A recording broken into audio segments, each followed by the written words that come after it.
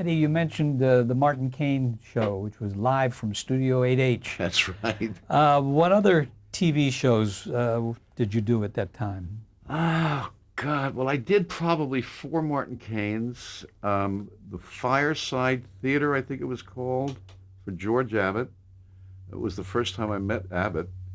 Um, there was not Omnibus, but there were a lot of those, shows, those half-hour shows that either you said one line or you had a lead or you were an extra. You just did them because there was like only three people that hired in New York, of which the Cudner agency was one of them, and Louis Scher was my agent. So, but I remember Martin Caine because I knew the people on it. I had known them. I went to school with Bill Gargan's son.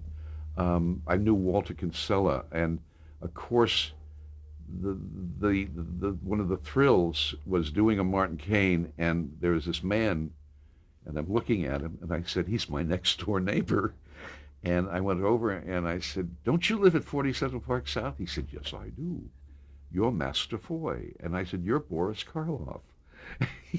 And then we did the show the next day, and he couldn't get the door open.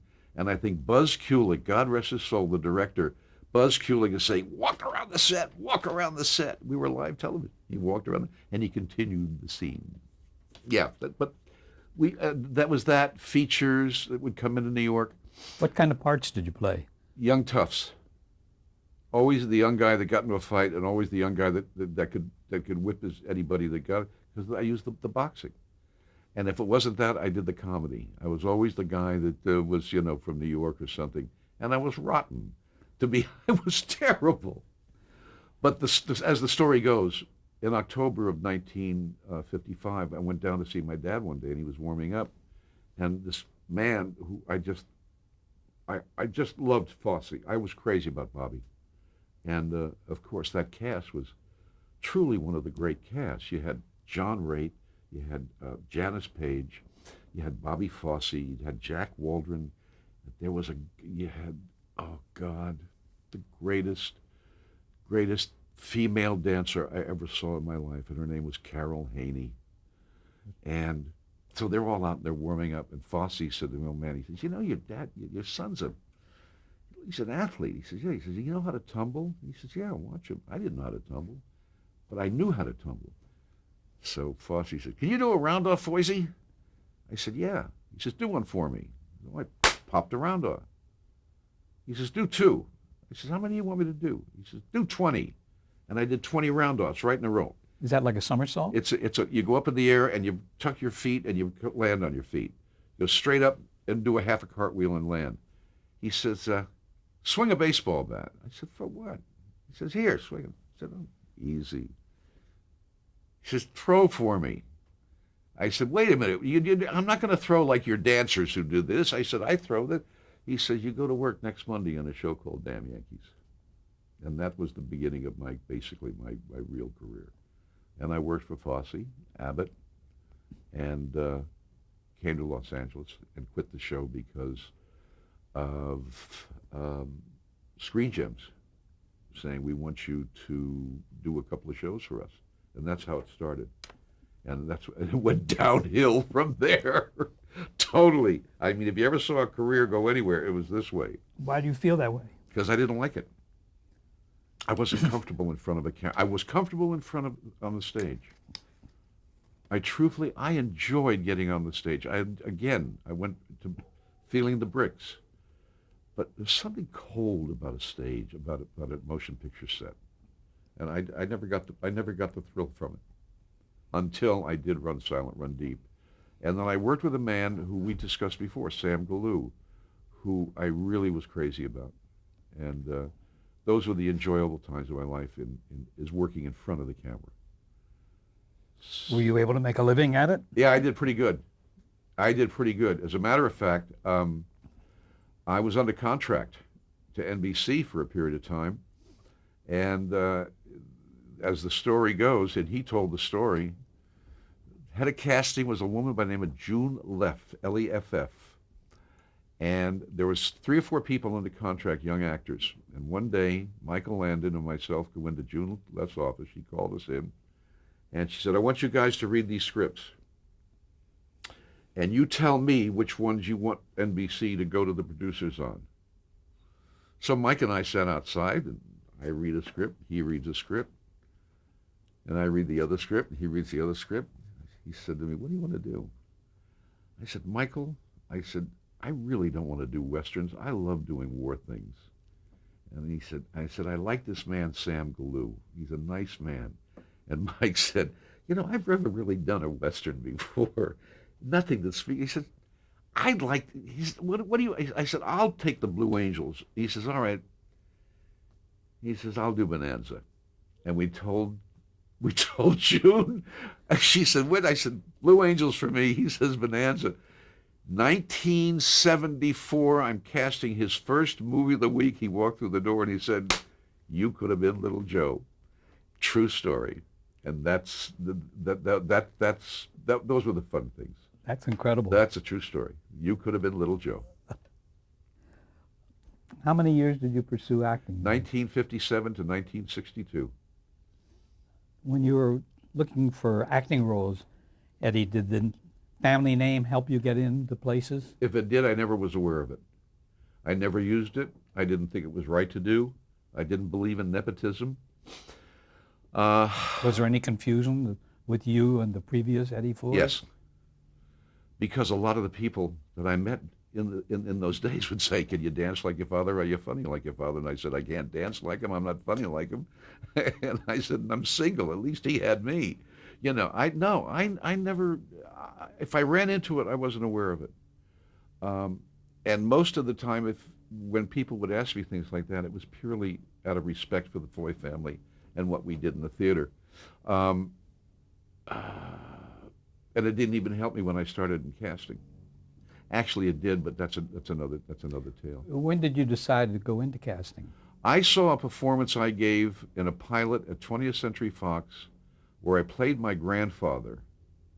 And I did a song called "He Goes to Church on Sunday and he passes around goes to church on Sunday and he passes around the contribution box." And I did an imitation of my grandfather, and it was the worst piece of garbage I ever saw in my life. And I got paid more money as an actor in that than I ever was paid again. And I walked off the stage, and Wilt Melnick, the Louis Scher office, he said, "I don't like what I just saw." I said, "You just saw the last time I will ever step on stage again." He said, "What do you want to do?" I said, "I'm not an agent. I don't know anything about agent. I'm not a good actor. But one thing I love is actors." And I said, "I know actors. I was raised with actors." And 2 months later, I got a phone call. He said, "Meet me at Screen Gems. I'm going to have you meet somebody." I walked in and I met a lady by the name of Millie Gussie. And she said, we talked for 2.5 hours. And then she gave me 8 scripts. She said, "This is Friday. I want you here at 9 o'clock on Monday morning, and I want to know who you cast in every one of these 8 scripts." And she says, "I don't care if you come up with Marlon Brando, John Wayne. I want to see who you like." And the next morning at 9 o'clock, I knocked on her door and I said, "Here are your 8 scripts." And I gave her lists of names. And all I did for the weekend was write names down of people that I would have liked to see play the role. Did you have to go through the player's directory? Or Never used one. I didn't even know what they were except to look at them for my own picture to see how ugly I was. So you did it from memory? I did it from memory. Wow. And she said, "Okay, I'll let you know." And I didn't hear from her for 3 months. And then I got a phone call, and she said, "This is Millie Gussie." And I said, "Yeah." And she said, "How about going to work on Monday morning?" So I said, "Doing what?" And she said, "Do you remember who I am?" I said, "No." Because we were at that time, we were getting ready for a fight at the Olympic Auditorium. She said, "I'm the casting director you met." I said, "What time do you want to see me?" And she said, 9 o'clock Monday morning. I walked in. She said, "You're hired for 2 weeks. You're getting $75 a week, and I'm going to fire you at the end of 2 weeks." I said, "I'll make a deal with you. If at the end of 2 weeks you like what I do, I'll work for $50 a week, and you can keep me as long as you want." And I went to work on Monday, and I stayed for 7 years. Was Renee Valenti there at the Later, time? much later, Mm-hmm. much later. You started, that was in 1962 that you I started. think it was 62. Yeah. That was interesting because Millie Gussie was quite a character. I know her from when I worked there. She was truly the old school of casting. She set things that what was my foundation of not only how not to cast, but she gave me the foundation of what I had to learn over 7 years. And she and Chuck Freeze, I basically, I can say this without any hesitation. Millie Gussie, Chuck Freeze, and Sally Field. I owe 42 years of the best life a person could have to those three people. And then the people that I worked with later on who, to this day, um, are still in my heart that I think about all the time. And I know we're going to talk about some of them, but I can't ever turn my back on Chuck Freeze or Millie Gussie. Those were the ones, and of course Wilt Milnick. Did you have much contact with John Mitchell, who was head of Screen Gems? John Mitchell's the only man that took a pilot. John Mitchell took a pilot called 12 O'Clock High and showed it to the Volkswagen people.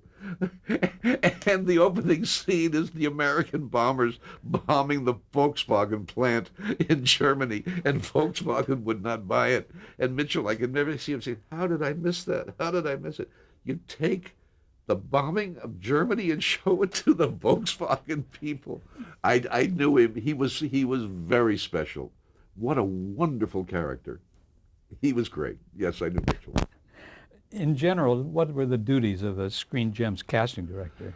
In those days, as an apprentice, I did nothing but sit in an office for 2 weeks and watch every single casting director from the minute they started to read the script till they did the interviews till the day they set the actor. I didn't talk to an actor. I didn't read an actor. I didn't make a phone call. I didn't look at the player's guide. I sat and I watched and I listened. And it was an open door policy. I went to the readings and I listened to people read. I never spoke or did a thing. Once she hired me and said, you're going to stay on, I went another 3 weeks before I even picked up a telephone. I sat there on the phone and listened to every single conversation. And sometimes we would start at 7 in the morning in pilot season and we'd finish at 12 o'clock at night. And I sat there writing copious notes about why we went to that person and what the deal was. And I remember meeting my first William Morris agent, and he is still one of my best friends today. His name is Roland Perkins, who eventually created CAA. And I'd sit there and listen to him, and he'd come in with these long lists, and I'd listen to, and the agents would come in and pitch their actors. And we, every morning, Tuesday, Wednesday, Thursday, and Thursday, we met every single actor in an agent in this town that wanted to work at Screen Gems. They came in. We had an open door policy. On Friday, we saw scenes where actors would come in and they would audition with 3-minute light comedy scenes in an area no more than 6.5 square feet where they had to perform under the camera situation. I sat and I watched and I watched and I watched and I watched. And I finally went to Millie one day and I said, I want to bring this actor in because I think he's got something. She said, well, I've been waiting for you to open your mouth. And she said, what's his name? I said, he's with Meyer, Michigan. His name is Dreyfus, and I think his first name is Richard. And he came in, and the next day he was in, I think, either a Bewitched or a Genie. Then all of a sudden she said, are you ready? And I said, I think so. She said, start making phone calls. And from that time on, until I became vice president in charge of new talent, all I did was we cast it. Now, let me tell you how we cast. We had no secretary. We had no assistant. We had one person that did the contracts. We typed our own interview sheets. We made all our own phone calls. We made all our own deals. We papered all our own film to show the film to the different producers. We went to theater 4 to 5 nights a week. We went to 2 features a week. And we went to at least 1 television taping. That was our duties. And through all of that, we had to cast not only the ongoing shows of 44 and 45 shows a year, pilots, and then came along a thing called a movie of the week, which I did the very first one at Screen Gem. Burt Metcalf and I think we did the very first picture ever made of a movie of the week at Screen Gems. 1966, and I remember I wanted to use this actor, and I went to the wall with Jackie Cooper, and I said, this guy Hackman is wonderful. And it was at this time that they started to trust me because, as Chuck Freeze said, he's got the best eye for new talent I've ever seen. And so there came the new talent reputation with Sally Field and Barbara Hershey and Barbara Eden and all the rest of the people. I didn't make a phone call for 4 weeks, and then all of a sudden, you're going to cast Shannon next week. And the next thing I knew, I was casting 21 shows to shoot in 14 days. And that was my indoctrination to casting. And while I was doing that, I started to do Naked City, Route 66, Our Man Higgins, Dennis the Menace. I was doing all those shows because we only had 3 casting directors. And then came the joy of my life, and her name was Donna Reed. I just want to say that Jackie Cooper, you mentioned his name. He was then head of the Screen Gems. He replaced Bill Dozier. Yeah. Yes. Okay. How in the world did you do all that? Where did you find the time to do that? That was our job. That was what we were supposed to do. Mm-hmm. That's what we were hired to do, and we did it. And we asked for help. There were some times where we'd ask for help, and the studio would say, well, the casting director doesn't need an assistant. He doesn't need a secretary. All they need is somebody to answer the phones.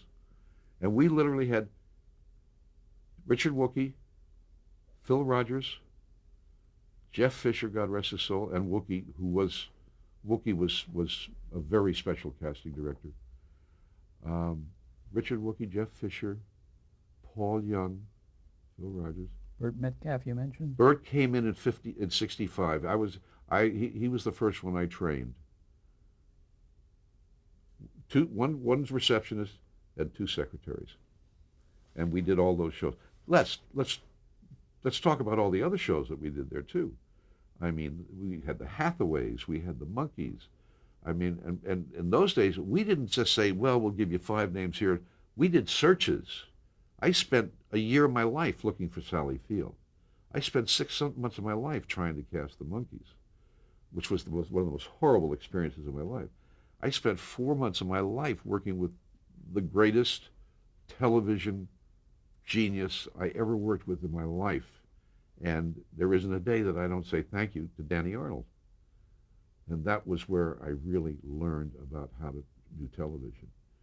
And then came Peter Kortner, and way in the background, Tony Owen, Donna Reed's husband. Let's talk about the Donna Reed show. Oh, God. You want to talk about Was that show on the air when you came on? 2 years. Mm-hmm. And you want to know why I got the show? Tony Owen, Donna Reed's husband, said, who's this kid down in casting that knows supposed to know about boxing? So you want to talk about nepotism, boxing. So I go up, and here's Tony. Tony had this voice. He talked like that. He was married to the lady. She was lovely. Oh, God, she was wonderful. You know, a lot of people forget something. Everybody says Lucille Ball. Hey, I love Lucy. Donna Reed was an executive. She owned her own show with Tony. People forget she was the other woman executive, and she was wonderful. He says to me, now I wanted you to know something. I like pretty girls in the show, and you are my casting director. I said, okay. Now, who do you like between Liston and Ollie and Cassius Clay? This is the truth. I said, what? He says, I think Liston's going to knock him on his ass. I said, give it to Clay in 6 or 7 rounds. He said, what are you talking about? I became his casting director until the day I left company. And it was the greatest casting experience at Screen Gems. I learned about pillow talk. Pillow talk meaning where the star of the show would be, quote, married to the producer, and she'd say, you know, I really don't like what's going on in our show. I'll take care of it. It was none of that. She was the most professional, the most beautiful, the most wonderful woman. And one day she found out that I was having trouble casting a role, and I'll never forget her. And I get this phone. This is how she said, Mr. Foy. I said, yes, ma'am. Could you come see me in my dressing room? Of course I can. Mrs. Owen, I thought I'm in trouble. She said, it's Donna and you're Eddie. Yes, ma'am. who is this girl you want to play opposite Paul? I said, well, I found a girl and I think is quite wonderful. This is my second year. And I hadn't had much to do with her. And she said, if you ever have trouble with my directors, you come and get me and I will read with the person. And I said, well, she's coming back this afternoon. I'd like you to come up then and read. And she came up and she sat there and listened to Marlo Thomas read, and she looked at the director, and I won't mention his name, and she said, are you out of your mind? This is one of the most talented women I've ever seen. You have the job, my darling. May I go back to work? And that was my relationship with Donna. I brought Barbara Hershey in. The same director didn't like her. Donna, what is it, Eddie? Up here now, I need you. She heard her. Do it. Sign this child. That's the kind of woman she was. And when she started to get tired in 64, we were doing 14 shows in 7 days. And again, no assistant. And by the way, I'm one of the few casting directors, and I say this proudly, nobody steps in front of a camera unless I've met them, seen them work, and that's including an extra. I went to all my extra meetings, and I'd say, let me know why you're doing this. She was truly one of the greatest ladies I ever worked with. And while I'm working with her, I'm doing Route 66, and I've got this woman calling for me from the set because Burt Leonard had called me. Richard Wookey was sick. He couldn't do this particular Route 66. He was a casting director. And he says, we've got Joan Crawford next week. Well, I knew about Miss Crawford because I'd known Christina when she was locked in the schools, and we used to get food baskets and send them over to her.